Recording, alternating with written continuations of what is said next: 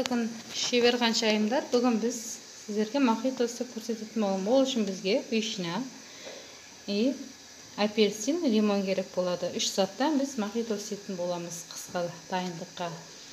Ал енді ол үшін банкамызды тазалап аламыз, тазалап жуып стерилдеп алып, одан кейін барып біз суды қайнатып қоямыз кепсенге.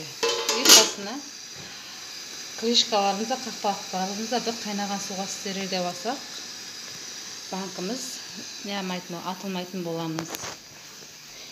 Енді мына шиелерімізді біз шамалап банкаға салатын боламыз. Міне өсті болса шиелердің бәрін банкаға салып аламыз. Бұл жерде менде 3 литрге 2 литр банкаға көптеп жауып жатырмын. Енді осыдан кейін біз лимон мен апельсинді қатты жіңішке де қылмаймыз, қатты жуан да қылмаймыз. Осылай орташа көлемде салып, әрқайсына екі-екеуден осылай салып шығатын боламыз. Лимоннан 2 штук и апельсиннен 2 штуктан бәріне салып шығамыз. Міне біз әрқайсының ішіне лимон мен апельсинді салып, орналастырып алдық банкілерімізге. Енді осының үстіне қайнаған суды құйып шығатын боламыз. Әр банкімізді құйған сайын бетіне және залалсыздандырылған крышкамыздың бетін өстіп жауып шығып тұрамыз. Міне біз бәріне су қойып шықтық осылай. Енді бетін жауып 15-20 минутке тұндырып қоямыз. Одан кейін әр 1 литрге 100 граммнан су құяды. Шекер салатын болғанда мен общий санағамда 40 литр шықты жапқан мохитоларым. Осыған 40 литрге 4 килограмм шекерді қазір біз кепсенге қайнатқан кезде құятын боламыз.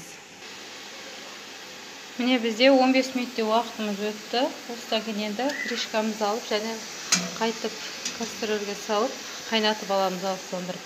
Оған дейін осылай бәріне жауып шығып суын ағызып аламыз. Міне біздің түсіміз әдемі қып-қызыл болып шықты қайтып. Енді осыған мен 4 килодай шекер салып, қайтып қайнататын боламын. Қайнағаннан кейін қайтып мына банкілерімізге әдемілеп құйып, одан кейін бетін жауып, крышкамен жауамыз. Бұлайша есептене 2 рет құямыз суды. Сонда бірінші құямыз, 15 минутте қойып қоямыз. 15 минуттан кейін құйып, кастрөлге қайтып қайнатып, одан кейін барып қайтып банкамызға салып, крышкамызды жауатын боламыз қақпағымызды. Міне шебер қаншайымдар, қысқа әдемі мохитомыз дайын болды. Осылай жасап көріңіздер. Ал енді біз екінші үй жағдайында балдарға арналған мохито жасайтын боламыз. Ол үшін бізден қалған шиені жалбыз алдымен және лимон, апельсин және 2 алма алып, осылардың бәрін алманы да осы лимон мен апельсин формасында тураймыз. Кастрөлге 2 литр су құйып, вишнямызды саламыз. Және жалбызымызды бетіне салып, бәрін осылай салып, суы түсі, шиенің түсі шығып, өзгергенше қайнататын боламыз. Міне біздің неміз дайын болды, мохитомыз.